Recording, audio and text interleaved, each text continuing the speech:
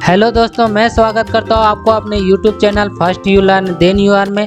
तो दोस्तों, मैं आज आपको सिखाने जा रहा हूं कोरल ड्रॉ के ऑब्जेक्ट में shaping tool, convert to curve, convert outline object, shape tools के प्रॉपर्टी के बारे में। तो चलिए हम वीडियो शुरू करते हैं। हेलो दोस्तों, तो हम आ चुके हैं अपने लैपटॉप के स्क्रीन पे। तो चलिए वीडियो शुरू करते हैं और कोरल को ओपन करते हैं। तो कोरल को ओपन करने के लिए यहाँ पर देखिए डेस्कटॉप पे मैंने एक शॉर्टकट क्रिएट करके रखा है। इस पर डबल क्लिक करेंगे और कोरल को ओपन करेंगे। तो देखिए मेरा कोरल ड्रॉ ओपन हो गया है। चलिए हम एक नया डॉक्यूमेंट क्रिएट करते हैं। तो फाइल में आकर हम न्यू में नया डॉक्यूमेंट क्रिएट करेंगे, इसको ओके करेंगे। तो पिछले वीडियो में हम मेनू बार में ऑब्जेक्ट में सीखे थे align, distribute, order, combine, break apart, group, lock. इसके नेक्स्ट के टूल आज हम जानेंगे। फर्स्ट में हमारा है शेपिंग। तो इसके लिए चलिए हम कुछ ऑब्जेक्ट क्रिएट करते हैं। तो एक हम स्क्वायर बॉक्स क्रिएट करते हैं यहाँ पर, इसमें हम रेड कलर फिल कर देते हैं। उसके बाद एक सर्कल क्रिएट करते हैं, इसमें हम ग्रीन कलर फिल कर देते हैं। तो यहाँ पे ध्यान दीजिएगा कि हम एक को सर्कल को सिलेक्ट किए और शिफ्ट के साथ हम स्क्वायर को सिलेक्ट किए, ऑब्जेक्ट में आएंगे, शेपिंग में आएंगे और यहाँ पर हमारा फर्स्ट में है वेल्ड। तो इसको क्लिक करेंगे तो ये दोनों पार्ट हमारा ज्वाइंट हो जाएगा इस तरह से। चलिए इसको हम अंडू कर लेते हैं, कंट्रोल जेड कर लेते हैं। इसके बाद हम प्रॉपर्टी बार में आते हैं। तो यहाँ पर देखिए फर्स्ट में हमारा वेल्ड का ऑप्शन है। तो यहाँ से भी हम क्लिक करके इसको वेल्ड कर सकते हैं। तो यहाँ पर ध्यान दीजिएगा कि हमारा दो कलर था, यहाँ सिर्फ सिंगल कलर में हमारा वेल्ड हुआ है। चलिए इसको हम एक बार अंडू कर लेते हैं। सबसे पहले ग्रीन को सिलेक्ट करते हैं, इसके बाद हम रेड को सिलेक्ट करते हैं। यहाँ पर प्रॉपर्टी बार में आकर हम इसको वेल्ड करते हैं। तो ये हमारा दोनों रेड में फिल हो जाएगा। तो हम ग्रीन को पहले सिलेक्ट किए, इसके बाद हम शिफ्ट के साथ रेड को सिलेक्ट किए तो रेड हमारा फिल हुआ। मतलब हम जिसको शिफ्ट के साथ सिलेक्ट करेंगे वो कलर हमारा दोनों में फिल हो जाएगा। इसके बाद हम इसको एक बार अंडू कर लेते हैं, कंट्रोल जेड करके। इसके बाद हम रेड को पहले सिलेक्ट करते हैं, उसके बाद हम शिफ्ट के साथ सर्कल को ग्रीन को सिलेक्ट करेंगे। तो ये पार्ट हमारा टोटल वेल्ड करने के बाद ग्रीन हो जाएगा। तो चलिए देखते हैं। तो यहाँ दोनों पार्ट हमारा ग्रीन हो चुका है। इसके बाद हमारा नेक्स्ट टूल आता है ऑब्जेक्ट में ही। तो शेपिंग में हमारा है ट्रिम का। तो चलिए इसको हम अंडू कर लेते हैं इस तरह से। तो ये हमारा ट्रिम होगा। ये पार्ट अगर ओवरलैप रहेगा तो वो पार्ट हमारा जो शिफ्ट के साथ सिलेक्ट करेंगे वो पार्ट हमारा कट जाएगा। तो चलिए देखते हैं। तो इसको हम सिलेक्ट किए और शिफ्ट के साथ अगर हम स्क्वायर को सिलेक्ट कर रहे हैं और यहाँ से ऑब्जेक्ट में जाके शेपिंग में जाके इसको ट्रिम करेंगे तो हमारा स्क्वायर बॉक्स कट हो जाएगा। तो यहाँ पर देखिए जिस शेप में हम किए हैं वो शेप में हमारा ये कट हो गया है। चलिए इसको एक बार और अंडू कर लेते हैं। पहले हम रेड को सिलेक्ट करते हैं यहाँ पर, इसके बाद हम सर्कल को ग्रीन को सिलेक्ट करेंगे तो ये हमारा सर्कल अब ट्रिम हो जाएगा। तो यहाँ से भी हम ट्रिम कर सकते हैं। तो यहाँ पे देखिए सेकेंड ऑप्शन हमारा है ट्रिम का। तो यहाँ पे क्लिक करेंगे तो ये हमारा ट्रिम हो जाएगा। तो यहाँ पर देखिए कि हमारा सर्कल ट्रिम हो गया।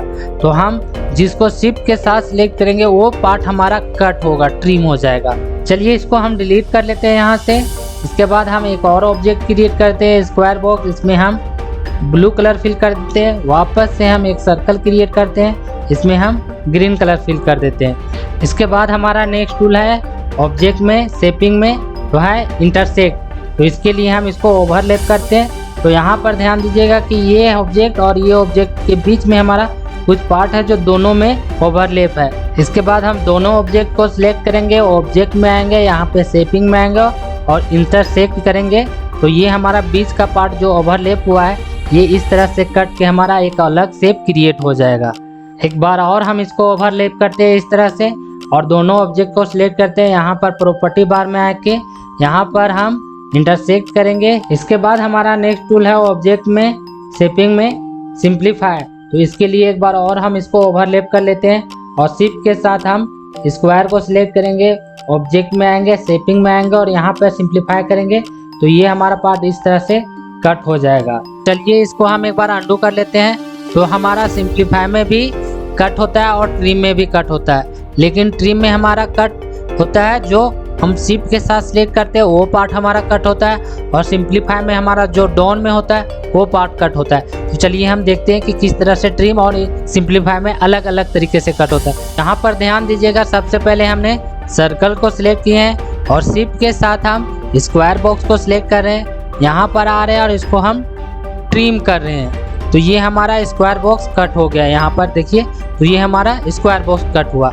इसी तरह हम सिंप्लीफाई को करते हैं। तो सबसे पहले हम वापस से सर्कल को सिलेक्ट किए और यहाँ पर हम देख रहे हैं स्क्वायर को शिफ्ट के साथ सिलेक्ट किया और यहाँ सिंप्लीफाई कर रहे हैं। तो ये हमारा वापस से स्क्वायर बॉक्स कट हो गया यहाँ पर देखिए। तो इस तरह से हमारा कट हो गया। इसको अंडू कर लेते हैं। इसके बाद हम इस बार स्क्वायर को सिलेक्ट कर रहे हैं और इसके शिफ्ट के साथ हम सर्कल को सिलेक्ट कर रहे हैं और यहाँ पे ट्रिम हम कर रहे हैं। तो ये हमारा सर्कल कट हो रहा है। लेकिन इसमें अगर हम इसको सिलेक्ट करें, स्क्वायर को सिलेक्ट कर रहे हैं और उसके बाद हम सर्कल को शिफ्ट के साथ सिलेक्ट करें और इसमें हम सिंप्लीफाई कर रहे हैं, तो भी हमारा ये सर्कल नहीं बल्कि स्क्वायर बॉक्स ही कट होगा। जो पार्ट हमारा डाउन में रहेगा वही पार्ट हमारा सिंप्लीफाई में कट होगा, लेकिन हमारा ट्रिम में वो पार्ट कट होगा जो हम शिफ्ट के साथ सिलेक्ट करेंगे। चलिए इस सारे ऑब्जेक्ट को हम डिलीट कर लेते हैं यहाँ से। इसके बाद हमारा नेक्स्ट टूल है ऑब्जेक्ट में शेपिंग में ही। तो यहाँ पे है फ्रंट माइनस बैक। तो इसके लिए हम एक और ऑब्जेक्ट क्रिएट करते हैं। इसमें हम ब्लू कलर वापस से फिल कर देते हैं। इसके बाद एक और स्क्वायर ही क्रिएट करते हैं। इसमें हम रेड कलर फिल कर देते हैं। तो यहाँ पर देखिए, तो ये हमारा दो ऑब्जेक्ट सिलेक्ट किए। उसके बाद हम एक को सिलेक्ट किए, शिफ्ट के साथ हम दूसरे को सिलेक्ट किए। इसके बाद हम ऑब्जेक्ट में आए, शेपिंग में आया और यहाँ पे है फ्रंट माइनस बैक। तो जो पार्ट हमारा फ्रंट में रहेगा वो रहेगा, बाकी जो हमारा बैक में रहेगा वो हमारा पार्ट डिलीट हो जाएगा। तो चलिए देखते हैं। तो इस तरह से ये हमारा रेड फ्रंट में था, तो ये हमारा पार्ट बच गया, बाकी पार्ट हमारा डिलीट हो गया। इसको एक बार हम अंडू कर लेते हैं। वापस से ऑब्जेक्ट में जाते हैं, यहाँ पर देखते हैं शेपिंग में ही। तो ये हमारा है बैक माइनस फ्रंट, मतलब हमारा बैक में जो पीछे साइड में है वो पार्ट रहेगा, बाकी फ्रंट का हमारा डिलीट हो जाएगा। चलिए इसको करते हैं। तो ये पार्ट हमारा जो फ्रंट में था वो डिलीट हो गया है और जो बैक में था वो पार्ट हमारा बच गया है। तो चलिए इस ऑब्जेक्ट को हम डिलीट कर लेते हैं। एक और ऑब्जेक्ट क्रिएट करते हैं। तो यहाँ पर हम एक स्क्वायर बॉक्स क्रिएट करते हैं। इसमें हम ग्रीन कलर फिल कर देते हैं। वापस से एक सर्कल क्रिएट करते हैं इस तरह से और इसमें हम रेड कलर फिल कर देते हैं। तो ये दोनों ऑब्जेक्ट को सिलेक्ट करेंगे। इसके बाद ऑब्जेक्ट में आएंगे, यहाँ पे शेपिंग में आएंगे और यहाँ पे है हमारा बाउंड्री। तो ये हमारा बाउंड्री क्रिएट करेगा, आउटलाइन चारों साइड का क्रिएट करेगा। तो इसको हम क्लिक करेंगे तो यहाँ पर देखिए इस तरह से हमारा आउटलाइन क्रिएट किया है, बाउंड्री क्रिएट किया है दोनों ऑब्जेक्ट को मिलाकर। तो ये सारे ऑब्जेक्ट का टूल्स हमारा शॉर्टकट में प्रॉपर्टी बार में यहाँ से मिल जाएगा। तो ये हमारा है वेल्ड का, ये हमारा है ट्रिम का, ये हमारा है इंटरसेक्ट का, ये हमारा है सिंप्लीफाई का और ये हमारा है फ्रंट माइनस बैक का, ये हमारा है बैक माइनस फ्रंट का और ये हमारा है क्रिएट बाउंड्री का। चलिए इस ऑब्जेक्ट को हम डिलीट कर लेते हैं। इसके बाद हमारा नेक्स्ट टूल है ऑब्जेक्ट में। तो यहाँ पर है हमारा कन्वर्ट टू कर्व। तो इसके लिए हम एक ऑब्जेक्ट क्रिएट करते हैं, यहाँ से स्क्वायर बॉक्स क्रिएट करते हैं। इसमें हम ब्लू कलर फिल कर देते हैं। तो यहाँ से अगर हम शेप टूल से इसको मॉडिफाई करना चाहते हैं तो ये हमारा इस तरह से मॉडिफाई होगा। ये हमारा हम जिस तरह से चाहते हैं उस तरह से मॉडिफाई नहीं होगा। तो इसको हम अंडू कर लेते हैं। यहाँ से ऑब्जेक्ट में जाएंगे और इसको कन्वर्ट टू कर्व करेंगे तो ये हमारा पार्ट ऑब्जेक्ट कन्वर्ट हो जाएगा। तो इसको हम जिस तरह से चाहें, जहाँ चाहें नोड लेके इसको हम मॉडिफाई कर सकते हैं। इसी तरह से फॉन्ट्स को भी कन्वर्ट कर सकते हैं। तो चलिए यहाँ पे हम कुछ टाइप कर लेते हैं। तो यहाँ टाइप करते हैं first you learn then you earn, first you learn then you earn. तो यहाँ पे हमने टाइप किया। इसको अगर हमें कन्वर्ट करना है तो यहाँ पे ऑब्जेक्ट में जाएंगे, इसको कन्वर्ट टू कर्व करेंगे तो ये हमारा पार्ट कन्वर्ट हो जाएगा। इसमें हम कन्वर्ट करने के बाद आगे का लाइन टाइप नहीं कर सकते, इसमें हम मॉडिफाई कर सकते हैं इस तरह से शेप टूल चाहकर। तो हम कन्वर्ट इसलिए करते हैं फॉन्ट्स को ताकि किसी अदर कंप्यूटर में हमारा फॉन्ट मिस ना करे, या फिर ऑब्जेक्ट को कन्वर्ट करते हैं उसको मॉडिफाई करने के लिए। चलिए हम इसको डिलीट कर देते हैं। इसके बाद हमारा नेक्स्ट टूल है ऑब्जेक्ट में ही। तो हमारा है कन्वर्ट आउटलाइन टू ऑब्जेक्ट। तो आउटलाइन को कन्वर्ट करने के लिए है तो चलिए हम एक आउटलाइन क्रिएट करते हैं। यहाँ पे लाइन क्रिएट किए, इसका हम थिकनेस यहाँ से बढ़ा देते हैं, यहाँ पे 3 पॉइंट का कर दिए। यहाँ पर हम व्यू में जाते हैं और यहाँ पर देखिए वायर फ्रेम करते हैं तो ये हमारा सिंगल लाइन क्रिएट दिखता है। वापस से व्यू में जाएंगे और इन्हेंस करेंगे इसको। इसके बाद हम कलर पैटर्न में आएंगे और यहाँ किसी कलर पे हम राइट क्लिक करेंगे तो ये हमारा आउटलाइन फिल हो जाएगा। इसके बाद हम ऑब्जेक्ट में आएंगे यहाँ पर और इसको हम कर देते हैं कन्वर्ट आउटलाइन टू ऑब्जेक्ट। तो ये पार्ट हमारा आउटलाइन से ऑब्जेक्ट में कन्वर्ट हो जाएगा। तो यहाँ पर देखिए कि ये हमारा पहले आउटलाइन था, यहाँ से अगर हम फिल करते हैं लेफ्ट क्लिक करके तो ये हमारा फिल अदर कलर में हो जाएगा। इसको वी में आकर यहाँ पे हम वायर फ्रेम करेंगे तो ये हमारा 2 लाइन में क्रिएट हो गया। जो हमारा सिंगल लाइन का आउटलाइन था वो हमारा ऑब्जेक्ट में क्रिएट हो चुका है। चलिए इस ऑब्जेक्ट को हम डिलीट कर देते हैं। यहाँ पे हम इनहेंस कर लेते हैं व्यू से जाके इसको। इसके बाद हमारा नेक्स्ट टूल है यहाँ पर तो है ज्वाइन करूँ। तो इसके लिए हम कुछ ऑब्जेक्ट क्रिएट कर लेते हैं। यहाँ पर देखिए तो हम एक स्क्वायर बॉक्स क्रिएट किए, इसमें हम कलर फिल कर दिए हैं। इसको हम कन्वर्ट कर देते हैं। यहाँ से कंट्रोल क्यू से भी हम कन्वर्ट कर सकते हैं या फिर ऑब्जेक्ट में जाके यहाँ से हम कन्वर्ट कर सकते हैं। तो यहाँ पे हम कन्वर्ट कर दिए कंट्रोल क्यू से। इसके बाद हम यहाँ पर देखिए तो ये हमारा प्रॉपर्टी बार है शेप टूल का। इस लाइन पर हम कहीं भी क्लिक करेंगे और यहाँ पे फर्स्ट में है तो ये है हमारा एड नोड। इस पर क्लिक करेंगे तो ये हमारा यहाँ पर नोड ऐड हो जाएगा। अगर हम इसको सिलेक्ट करते हैं और इस पर क्लिक करेंगे डिलीट हो जाएगा नोड। इस पर अगर हम क्लिक करेंगे और यहाँ पे ऐड करेंगे तो ये हमारा नोड ऐड हो जाएगा। इसके बाद इसको सिलेक्ट करेंगे और यहाँ पे क्लिक करेंगे तो ये नोड हमारा डिलीट हो जाएगा। और लाइन पे सिलेक्ट करके यहाँ पे हम डबल क्लिक करेंगे तो यहाँ पर मेरा नोड ऐड हो जाएगा। अगर इसको हम सिलेक्ट करके डिलीट का बटन दबाएंगे तो मेरा नोड डिलीट हो जाएगा। इसके बाद हमारा नेक्स्ट टूल है, उसके लिए हम 2 ऑब्जेक्ट क्रिएट करते हैं इस तरह से और दोनों को सिलेक्ट करके हम यहाँ पर आएंगे और यहाँ पर देखते हैं तो ये हमारा है कंबाइन। इसको हम कंबाइन पहले कर लेते हैं। इसके बाद हम यहाँ पे शेप टूल में आएंगे, ये दोनों नोड को हम इस तरह से सिलेक्ट करेंगे। इसके बाद हमारा है यहाँ पर ज्वाइन टू नोड। तो ये दोनों पार्ट हमारा दोनों नोड हमारा एक साथ में आके ज्वाइंट हो जाएगा। तो इस पर क्लिक करेंगे तो ये देख रहे हैं कि इस तरह से हमारा नोड दोनों एक में अटैच हो गया, ज्वाइंट हो गया। इसको अंडू कर लेते हैं। इसको ज्वाइंट करने का एक और तरीका है, यहाँ से आइएगा तो यहाँ पर देखिएगा तो यहाँ पर है हमारा एक्सटेंड कर्व टू क्लोज। अभी दोनों एक साथ हमारा अटैच हो जाता था, यहाँ पर हमारा लाइन एक क्रिएट होगा और दोनों नोड को अटैच करेगा। तो इस तरह से हम ज्वाइंट कर सकते हैं। इसके बाद हमारा यहाँ पर है तो यहाँ पर है देखिए हमारा कि ब्रेक कर्व। तो इस पे हम क्लिक करेंगे तो ये दोनों हमारा अलग अलग नोड क्रिएट हो जाएगा। जो ज्वाइंट था ये हमारा टूट जाएगा, ब्रेक हो जाएगा। इसको ज्वाइंट करने के लिए वापस से इस दोनों को सिलेक्ट करेंगे और यहाँ पर ज्वाइंट टू नोड करेंगे तो ये हमारा नोड दोनों वापस से ज्वाइंट हो जाएगा। इसके बाद हमारा है यहाँ पर तो यहाँ पर देखिए है कन्वर्ट टू लाइन। तो अगर हमारा शेप इस तरह से क्रिएट किया हुआ है, 2 नोड के बीच में हमारा कर्व है, तो इसको स्ट्रेट करने के लिए किसी एक नोड को सिलेक्ट करेंगे और यहाँ पर हम कन्वर्ट टू लाइन करेंगे तो ये हमारा स्ट्रेट लाइन में हो जाएगा।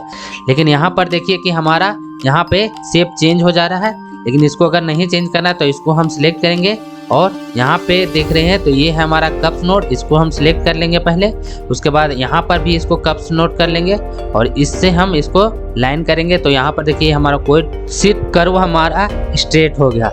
चलिए इसके बाद देखते हैं तो यहाँ पर देखिए कि ये हमारा स्ट्रेट लाइन है और यहाँ पर है हमारा कर्व टूल। तो अगर हमारा इस तरह से स्ट्रेट लाइन है तो नोड को हम सिलेक्ट करेंगे और यहाँ पर देखिए इसको कर्व करेंगे तो यहाँ पर हमारा ये इस तरह से एरो का बटन आएगा। इसको हम सिलेक्ट करके और माउस बटन को प्रेस करते हुए ड्रैग करेंगे तो इस तरह से हमारा कर्व में ये कर्व मॉडिफाई होगा। इसके बाद हमारा है तो यहाँ पर देखिए है कप्स नोड। तो इसके लिए हम इसको सिलेक्ट किए और यहाँ पर देखिए इस तरह से मूव करा रहे हैं तो ये हमारा दोनों साइड मूव हो रहा है। इस नोड के इस साइड भी हमारा मूव हो रहा है और ए साइड भी हमारा मूव हो रहा है। तो हमें सिर्फ एक साइड में मूव करना है तो इसके लिए हम कप्स नोड का प्रयोग करेंगे। तो इसको हम क्लिक करेंगे और इस तरह से मूव करेंगे तो हमारा एक साइड में मूव होने लगेगा। इसको अगर हमें दोनों साइड में वापस से मूव कराना है तो यहाँ पे नेक्स्ट है स्मूथ नोड। इस पर हम क्लिक करेंगे तो वापस से हमारा दोनों साइड में मूव होने लगेगा। तो यहाँ पे देखिए स्मूथ नोड में हमारा एक साइड का एरो हम बड़ा छोटा कर सकते हैं इस तरह से। लेकिन यहाँ पे नेक्स्ट है तो ये है हमारा सिमेट्रिकल नोड। इस पर क्लिक करेंगे तो हमारा दोनों साइड में एरो सेम हो जाएगा और मूविंग भी दोनों साइड में सेम हो जाएगा। यहाँ से मूव करेंगे तो दोनों साइड हमारा मूव सेम होगा। लेकिन अगर हम स्मूथ टूल में वापस करेंगे तो हमारा जिस तरह से छोटा बड़ा करके एक साइड में अगर हम छोटा मूव करना चाहते हैं और दूसरे साइड में बड़ा मूव करना चाहते हैं तो हम इस तरह से स्मूथ नोड में करेंगे। लेकिन अगर हमें दोनों साइड में सेम मूव करना है तो इसके लिए हम सिमेट्रिकल नोड का प्रयोग करेंगे। इसके बाद हमारा नेक्स्ट है तो यहाँ पर देखिए है रिवर्स डायरेक्शन का। तो यहाँ पर ध्यान दीजिएगा कि ये जो हमारा एरो है जो कर्व का हमारा लास्ट का जो नोड है ये हमारा रिवर्स हो जाएगा। तो इसको हम सिलेक्ट करेंगे और इसमें रिवर्स करेंगे तो देखिए ये हमारा नीचे के साइड में एरो दिख रहा है, इसको रिवर्स करेंगे तो ये हमारा ऊपर साइड में रिवर्स हो जाएगा, डायरेक्शन ये हमारा रिवर्स हो जाएगा। तो इस तरह से हम रिवर्स डायरेक्शन कर सकते हैं, एक बार नीचे भी कर सकते हैं, आप में भी कर सकते हैं डायरेक्शन को। इसके बाद हमारा नेक्स्ट टूल है, तो यहाँ पर देखिए हमारा है एक्सट्रैक्ट सब पथ। तो इसके लिए हम इस ऑब्जेक्ट पे काम करेंगे। तो यहाँ पर देखिए हमने इसको सेलेक्ट किए इस नोड को और इसको हम ब्रेक कर दिए यहाँ पर, तो ये हमारा पार्ट अलग हो गया है। लेकिन हम यहाँ से पिक टूल में आएंगे और इसको सेलेक्ट करेंगे तो ये हमारा पार्ट ब्रेक नहीं हुआ है, बल्कि दोनों पार्ट एक में ही ज्वाइंट है। तो इसके लिए हम शेप टूल में आएंगे यहाँ पर इस तरह से, और इस ऑब्जेक्ट के दोनों हम नोड को सिलेक्ट करेंगे इस तरह से, और यहाँ पर देखेंगे तो यहाँ पर है एक्सट्रैक्ट सब पथ, इस पर क्लिक कर देंगे तो यहाँ पर देखिए कि ये हमारा दोनों अलग हो गया है। इसको स्पेस देते हैं तो ये देखिए हमारा ये पार्ट अलग हो गया है और ये पार्ट हमारा अलग हो गया है। इसके बाद हमारा नेक्स्ट टूल है यहाँ पर, तो शेप टूल में आ लेते हैं और इस पर क्लिक कर लेते हैं। इसके बाद हमारा नेक्स्ट है यहाँ पर, तो एक्सटेंड कर्व टू क्लोज है। तो ये देखिए ये हमारा दो ऑब्जेक्ट है इस तरह से, इसको हमें ज्वाइंट करना है। तो ये दोनों को सिलेक्ट करेंगे और यहाँ पे है हमारा कंबाइन, इसको हम क्लिक करेंगे एक बार तो ये हमारा कंबाइन हो जाएगा। उसके बाद इस दोनों नोड को हम सिलेक्ट करेंगे और इसको हम एक्सटेंड कर्व टू क्लोज करेंगे तो यहाँ से मेरा एक कर्व आएगा और ये हमारा दोनों ऑब्जेक्ट को मिला देगा, ज्वाइंट कर देगा। इसके बाद हमारा नेक्स्ट है, तो यहाँ पे है, तो इसके बाद हमारा नेक्स्ट है, तो यहाँ पर देखिए है क्लोज कर्व का। तो चलिए हम एक ऑब्जेक्ट इस तरह से क्रिएट कर लेते हैं यहाँ पर, और यहाँ पे देखिए ये दोनों हमारा गैप है। तो ये गैप को हमें भरने के लिए हम इस टूल का उपयोग करते हैं क्लोज कर्व का। इसको हम क्लिक करेंगे तो ये हमारा इस तरह से एक्सटेंड करके क्लोज कर देगा। लेकिन यहाँ पर हमारा दोनों अलग अलग ऑब्जेक्ट था, यहाँ पर हमारा सिर्फ एक ही ऑब्जेक्ट में एक जगह पे हमारा गैप था, इसलिए हम इस टूल का प्रयोग किए हैं क्लोज गैप का। चलिए हम इस सारे ऑब्जेक्ट को एक बार डिलीट कर लेते हैं यहाँ से। इसके बाद हम एक स्क्वायर बॉक्स क्रिएट कर लेते हैं यहाँ पर, इसमें हम ब्लू कलर फिल कर लेते हैं और कंट्रोल Q से इसको हम कन्वर्ट कर लेते हैं। तो इसके बाद हम शेप टूल में आते हैं और ये सारे ऑब्जेक्ट को हम सिलेक्ट करते हैं। इसके बाद हमारा नेक्स्ट है, तो यहाँ पे देखिए स्केच और स्केल नोड है। तो जैसे हम इस ऑब्जेक्ट को पिक टूल से स्केच कर सकते हैं इस तरह से, या फिर कॉर्नर में पकड़ के इस तरह से स्केच कर सकते हैं, इसी तरह से हम शेप टूल से भी इसको स्केच कर सकते हैं। तो चलिए देखते हैं। तो इसको थोड़ा सा हम छोटा कर लेते हैं और सारे नोड को हम शेप टूल से इस तरह से सिलेक्ट कर लेंगे। इसके बाद यहाँ पर देखिए तो ये हमारा स्केच एंड स्केल नोड, इस पर हम क्लिक करेंगे तो इस तरह से हमारा ब्लैक करके आएगा। इस पर हम क्लिक करेंगे और इस तरह से खींचेंगे तो ये हमारा इस तरह से स्केच होगा। यहाँ से खींचेंगे तो इस तरह से मेरा स्केच हो जाएगा। इसके बाद इस सारे नोड को हम एक बार और सिलेक्ट करेंगे और यहाँ पर है रोटेशन एंड स्क्यू नोड का, तो इस पर हम क्लिक करेंगे तो ये हमारा रोटेट होगा। तो चलिए देखते हैं, तो यहाँ पर हमारा इस तरह से भी ये रोटेट होगा। तो जो हम पिक टूल से स्केच और रोटेशन कर सकते थे वो हम शेप टूल से भी कर सकते हैं, उस दोनों टूल का उपयोग करके। इसके बाद हमारा नेक्स्ट है, तो यहाँ पर है हमारा अलाइन नोड। तो इस तरह से हम एक ऑब्जेक्ट क्रिएट कर लेते हैं और ये दो नोड को अगर हम सिलेक्ट करते हैं यहाँ पर और इस पे जाते हैं तो यहाँ पर है अलाइन नोड। तो इस पर क्लिक करेंगे तो ये हमें किस तरह से अलाइन करना, हॉरिजेंटल वर्टिकल। तो चलिए हम इसको वर्टिकल कर देते हैं और इसको ओके करते हैं। तो देखिए ये हमारा दोनों नोड वर्टिकल में अलाइन हो गया। यहाँ पर देखिए दोनों हमारा वर्टिकल में एक लाइन में आ गया। तो इस तरह से हम इसको हॉरिजेंटल भी नोड को अलाइन कर सकते हैं। इसके बाद हमारा नेक्स्ट है, तो यहाँ पर है रिफ्लेक्ट नोड हॉरिजेंटल। तो ये रिफ्लेक्ट करेगा हमारा किसी भी ऑब्जेक्ट को। तो चलिए हम एक ऑब्जेक्ट क्रिएट करते हैं। तो स्क्वायर बॉक्स हम यहाँ क्रिएट किए, इसमें हम रेड कलर फिल कर दिए और इसको कन्वर्ट कर दिए। तो हम शेप टूल पे आते हैं और ये दोनों ऑब्जेक्ट को नोड को हम सिलेक्ट करते हैं। तो यहाँ पर देखिए तो ये हमारा रिफ्लेक्ट नोड हॉरिजेंटल। तो इस पर अगर हम क्लिक करते हैं तो यहाँ पर देखिए कि ये हमारा रिफ्लेक्ट करेगा। एक साइड से हम अगर मूव कर रहे हैं तो दोनों साइड हमारा मूव करेगा हॉरिजेंटल।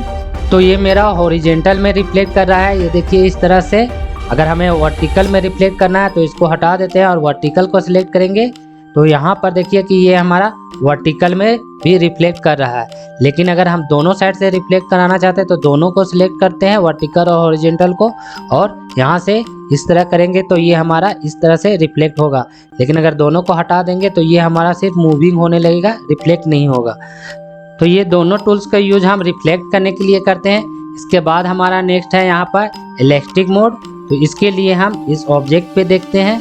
ये ऑब्जेक्ट में हम दो नोड को सिलेक्ट करते हैं और यहाँ पर देखिए यहाँ पे मेरा इलेक्ट्रिक मोड में सिलेक्ट है। अगर हम इसको मूव करते हैं तो ये हमारा इस तरह से मूव होगा। अगर हम इसको इलेक्ट्रिक मोड को हटा देंगे और ये दो नोड में हमारा सिलेक्ट है तो इस तरह से हमारा ये मूव होगा। तो यहाँ आपको फर्क पता चल रहा होगा। अगर हमारा इलेक्ट्रिक मोड में सिलेक्ट रहेगा तो सिर्फ हम एक ऑब्जेक्ट को एक नोड को मूव होता है, लेकिन ये अनसिलेक्ट रहेगा तो दोनों नोड हमारा मूव होगा। यहाँ पर देखिए तो ये दोनों नोड हमारा मूव होगा और इस पर सिलेक्ट रहेगा तो एक नोड हमारा सिर्फ मूविंग होगा। इसके बाद हमारा है यहाँ पर, इसके बाद हमारा है सिलेक्ट ऑल नोड्स। तो इसको हम सिलेक्ट करेंगे तो इस ऑब्जेक्ट में जितना भी हमारा नोड्स है सारा सिलेक्ट हो जाएगा। तो चलिए हम इसको सिलेक्ट करेंगे तो ये हमारा जितना भी नोड है सारा सिलेक्ट हो गया। इसके बाद हमारा है रिड्यूस नोड। इस तरह से अगर हमारा बहुत सारा नोड क्रिएट किया हुआ है, अगर हमें इतना नोड को रिड्यूस करना है तो उस नोड को हम सिलेक्ट करेंगे और यहाँ पे रिड्यूस करेंगे तो ये हमारा दोनों नोड डिलीट हो जाएगा, रिड्यूस हो जाएगा। अगर आप हमारे टेलीग्राम चैनल से नहीं जुड़े हैं तो नीचे डिस्क्रिप्शन में लिंक दिया हुआ है, वहाँ से जाकर आप टेलीग्राम चैनल ज्वाइन कर सकते हैं। तो आज के लिए इतना ही, धन्यवाद। तो दोस्तों हमारा वीडियो कैसा लगा हमें कमेंट्स के जरिए ज़रूर बताएं एवं चैनल को सब्सक्राइब करें। आगे का वीडियो का नोटिफिकेशन मिलता रहे, इसके लिए बेल आइकन को ज़रूर दबाएं। धन्यवाद।